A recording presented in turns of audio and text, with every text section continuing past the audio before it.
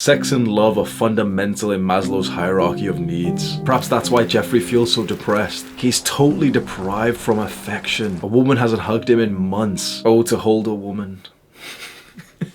Jeffrey wonders to himself why his generation feels so damn lonely. We're the most socially connected generation ever. Maybe that's the problem. He looks around and sees everyone he knows with their heads buried into their phones. It's hard not to feel depressed when this is what our generation has come to. Jeffrey wonders if he could make a change. If he could suddenly make his generation more social, to take them away from their addictions to technology. There was a movie that Jeffrey watched which said that if he killed the head vampire, all of the minions would follow. And so for the first time in Jeffrey's life, he has a mission, he has purpose. The state of social media has become very ironic, where now social media makes you antisocial. I think it's very clear for anyone to know that the more time you spend on social media, the worse your life becomes, the worse your social skills becomes, the worse your mental health becomes. And so what we see around us in our generation of young people is everyone who has succumbed to the addictions of these apps. Because there's a lot of pleasure and dopamine to be gained when you invest into these apps and you get likes and you post pictures and you get DMs and you get a response from someone, and look, there's attractive people and there's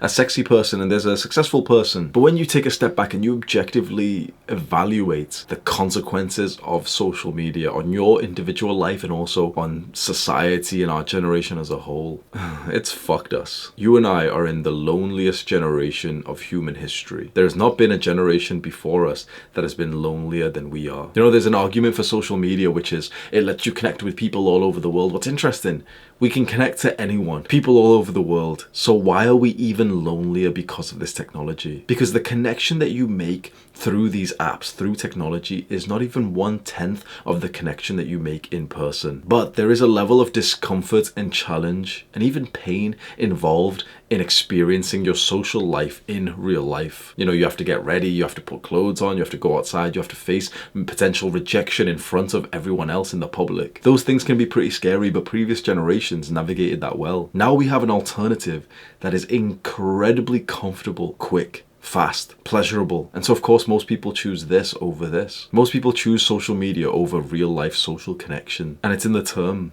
social media. You've always known media isn't good for you, whereas social connection is a very beautiful thing. So we've always wanted to connect with more people. It's just a struggle when they're currently addicted to Instagram. I just randomly saw a glimpse of my 22nd birthday party. I turned 22 years old. Fucking hell. And it was literally like the loneliest moment of my life. So I just finished university and I had experienced quite like a vibrant social life. I was in the party, drug scene. So of course, you know, the social life I did have wasn't incredibly high quality, but it was at least something. And I did have people around me and, you know, friends and girls and everything. And slowly and surely, with worse mental health, it's so clear when I look back now that of course my life went worse when I started overindulging in social media, video games, porn, junk food, drugs, or smoking weed every day. I started all those bad habits and my life just went down and down and down and down. I went from being quite like a popular sort of party kid, and I was known in like the clubs and everything by girls, by like the guys I would go out with, and you know, guys would like come up to my apartment, my room in the student accommodation to like pre-drink and everything, to just slowly becoming more of a recluse and just spending more time on the internet. I remember my 21st birthday party was in a festival. Like I turned 21 on the day that we all went to a festival, you know, so hype, people running up to me that like, you know, I kind of knew from like Instagram and stuff, and they'd run up and hug me and like, oh, you know, happy birthday and stuff. And then my 22nd birthday party, just 1 year later, I remember was in my apartment with the girl that I was living with, and I, you know, like the night before you stay up till 12 till like, you know, it ticks over. So June 9th, I stayed up because my birthday is June 10th. I stayed up and she went to bed early, and then as soon as it turned like 12, I remember just being sat there, just like by myself in a dark room, just sad. And she was sweet. Like she literally set an alarm. Like she went to bed way early, but she set an alarm for like 11:59. She walked in, gave me like a big hug and everything, but then I went to bed and I just kind of like sat there just like on my PC, just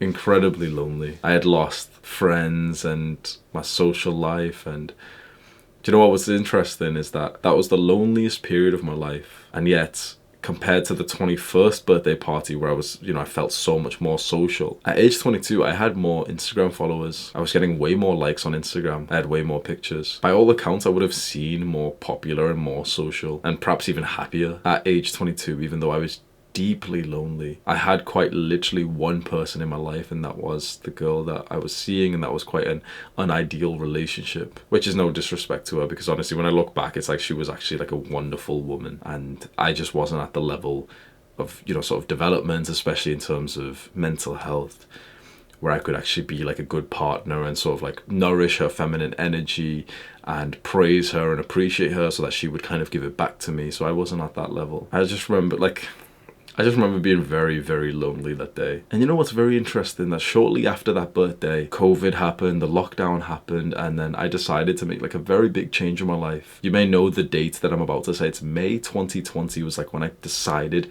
to make a change of my life. I moved out, so I left my girlfriend, I moved out, came back home, deleted everything, turned everything off, and just lived like quite a peaceful life full of discipline. I set like a military kind of routine. I would wake up at the same time, I would eat at the same time, I would go to sleep at the same time, I would work at the same time, I would stay fasted, so I would wake up, not eat anything for a few hours, work, go outside, and this was through the COVID lockdown and stuff, but I'd go outside to like exercise and run, and I started working out outdoor in like woods. Literally I would work out in the fucking woods. No social media, no friends. I promise you, I really promise you, this is the truth. I didn't have a friend for about 5 months. 4 to 5 months. For about 4 to 5 months, I moved back home, and the only time I would speak to people was either my family or just the off random person who I'd kind of like walk past, and I would like, you know, kind of awkwardly kind of say like hello to them whilst I was trying to practice my social skills. And that period of my life, I look back and I don't remember feeling lonely at all. You know why? I remember actually feeling quite socially fulfilled. I remember that there was a need to make more friends, and there was one guy that I made friends with. His name's Jonathan,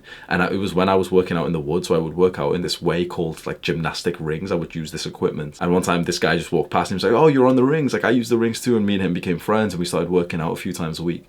And I remember just having that one friend, and then also just somewhat growing YouTube. I had like 500 subscribers. That actually fulfilled me enough. I would meet my friend Jonathan to train 3, maybe 4, 5, 6 times a week for, you know, an hour or 2 per day. And then I would also just kind of post videos and just somewhat, you know, spend some time with my family, but not a lot at all. And I felt completely socially fulfilled by that. Guess why? Because during that time, I wasn't on social media. I was not on Instagram literally for like 0 minutes per month. What's interesting is that you get lonelier the more that you use social media, not just for the practical sense, you know, if you use it for 6 hours a day, chances are you're just using it at home, you're not doing something social.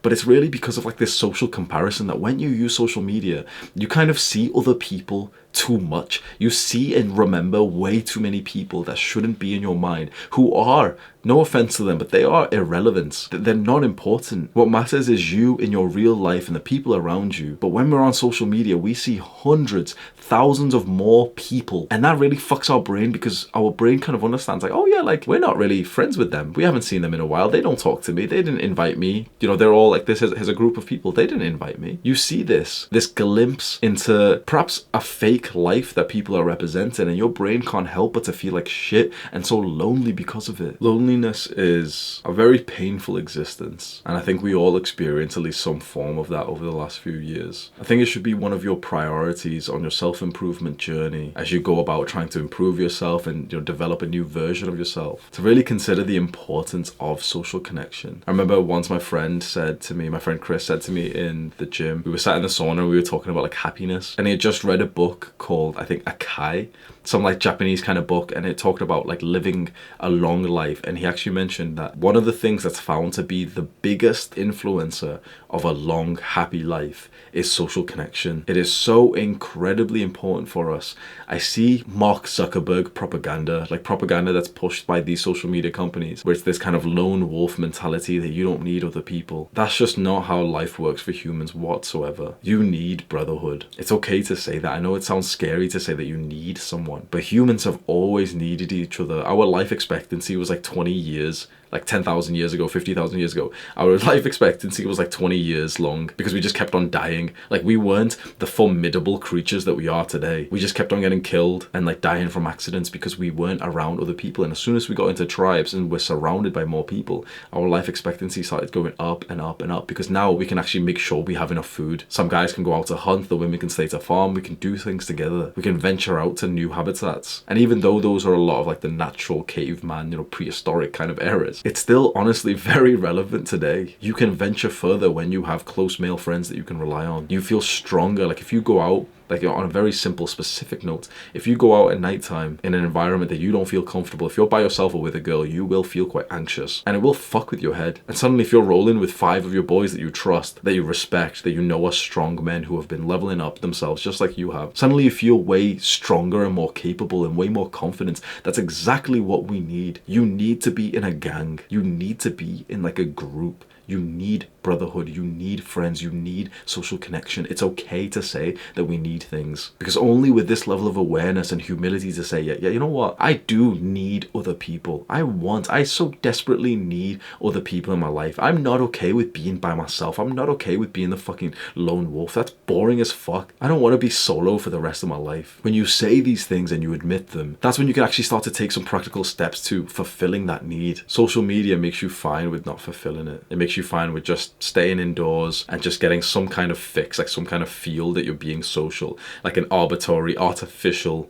socialness. And that's unacceptable. When you delete social media, you will need social connection so much more, and that will encourage you, that pain, that need will encourage you to get out there. Click on this video to learn more right now. Do the hard work, especially when you don't feel like it. Mwah.